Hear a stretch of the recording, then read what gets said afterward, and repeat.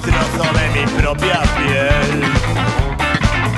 Tan culpable como siempre, cuanto más me necesites, más me alejaré. En la miseria no hay paz, los más inofensivos te exigirán un toque de crueldad, que duela como una advertencia. En la miseria no hay paz, los hombres y los perros permitirán un toque de crueldad, que duela como una advertencia. Cuando tu único consuelo sea reventar los puños contra la pared, sentirás que te acorralan, beberás hasta la arcada y te recordaré.